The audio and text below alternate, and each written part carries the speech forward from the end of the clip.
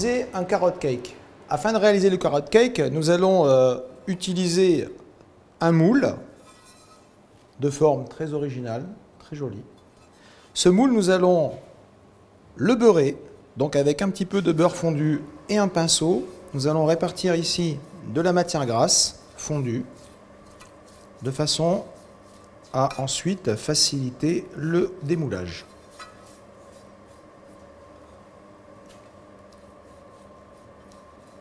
Donc là, je le tiens un petit peu penché, de façon à ce qu'on n'ait pas d'excès de matière grasse dans les petits interstices au fond du moule.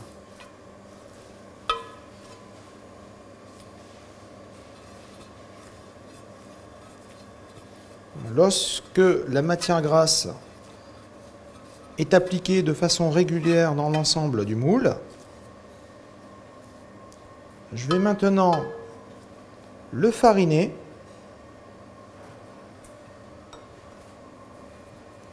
au niveau de la farine. Nous allons utiliser une farine de châtaigne car nous allons faire un gâteau sans gluten. Donc là, c'est une farine de châtaigne qui va venir pelliculer la matière grasse. Et ensuite, pour la réalisation de la pâte à gâteau, nous allons utiliser de la farine de riz. Donc là, on vient répartir la farine de châtaigne. On va venir ici, comme ceci, la faire tomber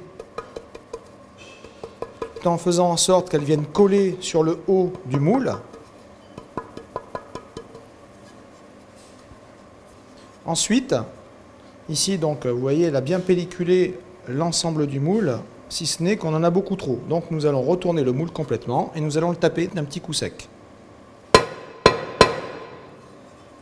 Voilà, de façon à enlever tout l'excédent et de façon à ce que le moule soit juste graissé et pelliculé avec la farine de châtaigne.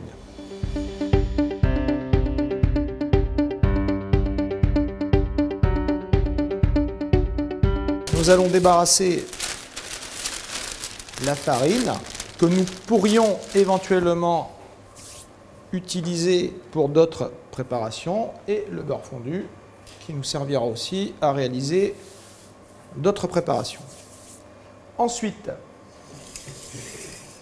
nous allons réaliser le mélange des œufs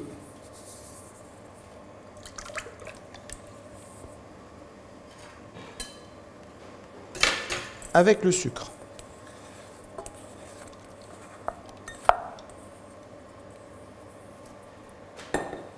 Donc les œufs. Ici, le sucre, c'est un sucre cassonade.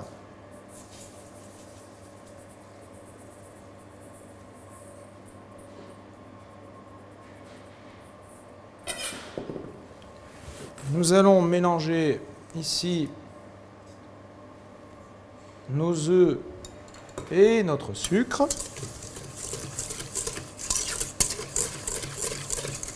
Donc là, c'est juste un mélange homogène,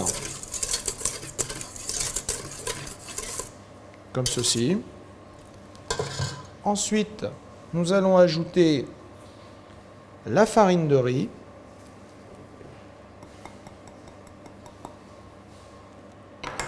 ainsi que la poudre à lever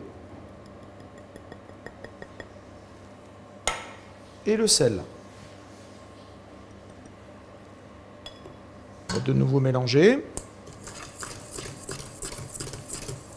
Donc là, au niveau du mélange, on se sert du fouet uniquement pour mélanger. On ne le soulève pas, de façon à ne pas incorporer de l'air dans notre mélange. On vient juste lisser le mélange, de façon à ce que la farine soit bien mélangée.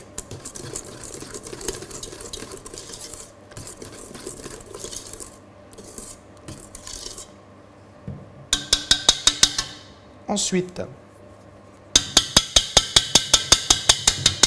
nous allons ramollir notre beurre au micro-ondes.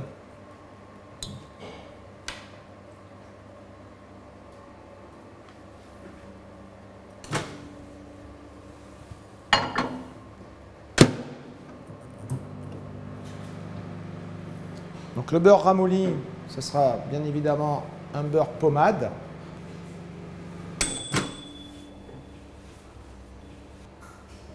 Donc notre beurre est maintenant ramolli. Nous allons le travailler avec le fouet, juste pour le rendre homogène.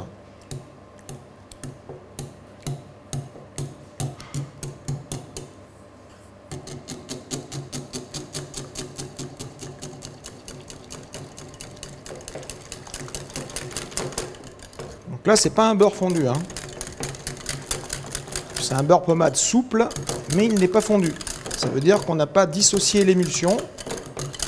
Toujours la matière grasse et l'eau qui restent bien mélangées. D'accord, au niveau du beurre, voilà, comme ceci. Ensuite, nous allons mélanger le beurre ici avec le reste des ingrédients.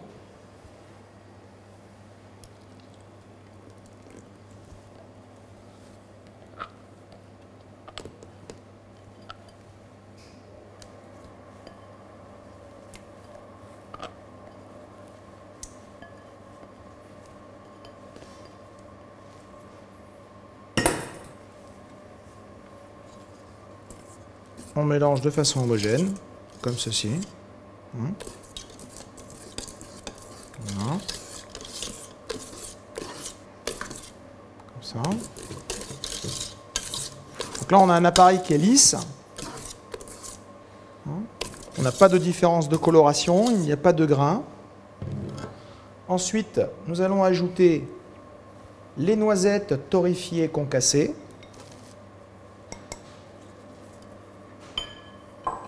Ainsi que la poudre de noisettes brutes.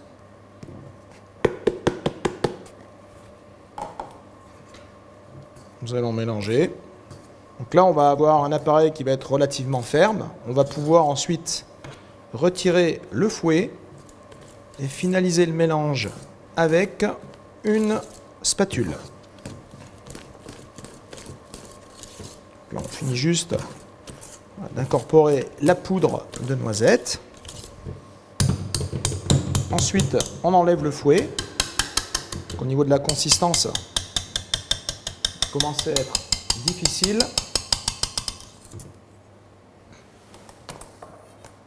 Donc, maintenant, nous allons prendre une spatule. Et là, nous allons additionner les carottes râpées.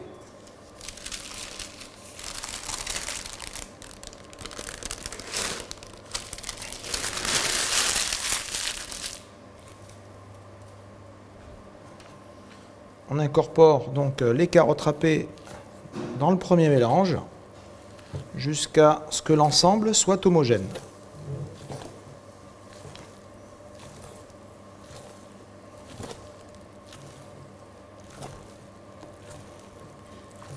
Si vous le souhaitez, vous pouvez rajouter éventuellement un petit peu d'arôme vanille ou de la cannelle. C'est des parfums qui vont très bien avec le carrot cake.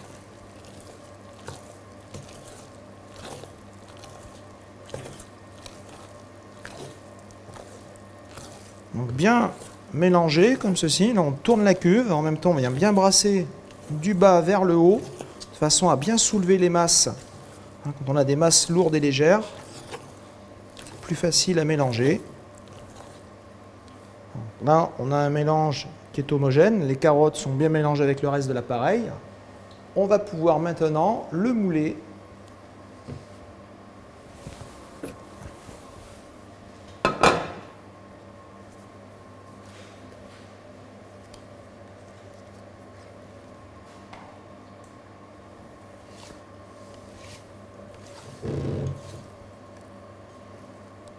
Donc, quand vous allez le mouler, faites attention avec votre corne de ne pas toucher le revêtement anti-adhésif que vous venez d'appliquer avec le beurre et la farine.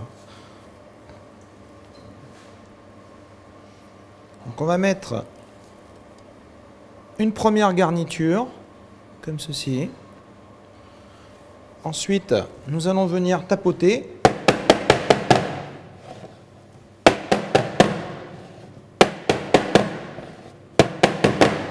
De façon à ce que l'appareil vienne bien s'incruster dans les plis du moule. Et on va finir la garniture à hauteur de moule. On va s'arrêter à environ 1 cm du haut.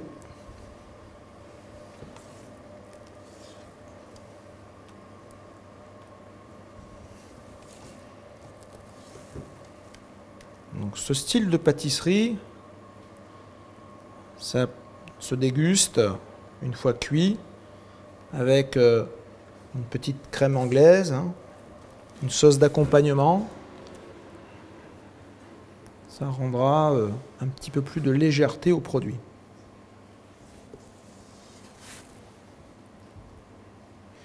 Donc là, on essaie d'avoir la même hauteur partout.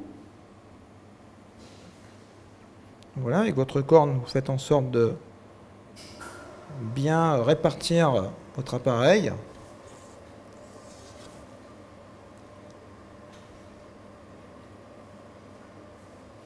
Donc là, nous sommes sur un moule qui est assez conséquent. On a plus de 2 kg d'appareil. Ce qui est important, après, c'est de bien faire attention en fonction des moules, de bien calculer vos recettes, de façon à avoir la quantité voulue par rapport au moule que vous utilisez.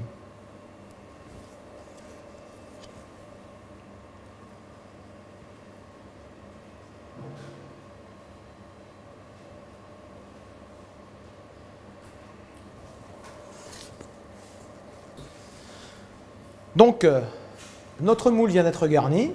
Nous n'avons plus qu'à le cuire.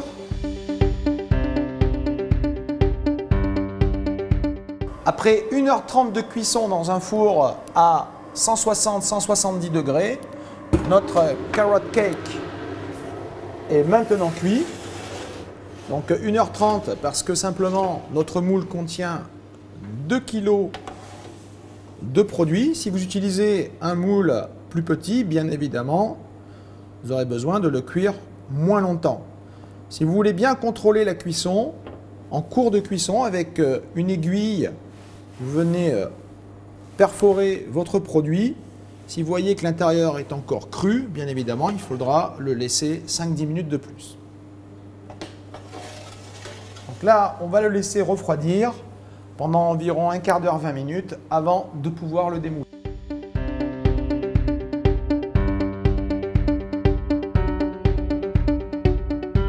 Nous allons réaliser la finition de notre carrot cake.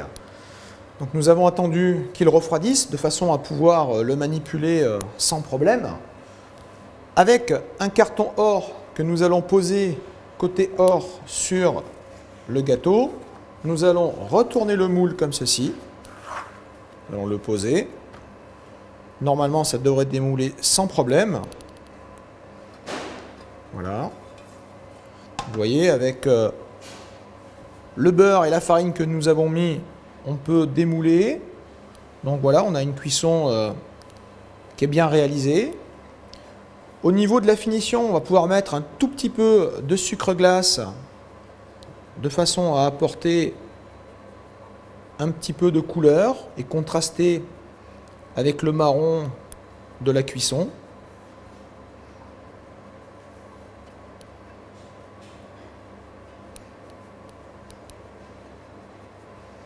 On vient répartir avec le sucre glace comme ceci. Donc là, notre carrot cake est terminé. Il peut être dégusté en l'état ou conservé au frigo afin qu'il ne sèche pas trop.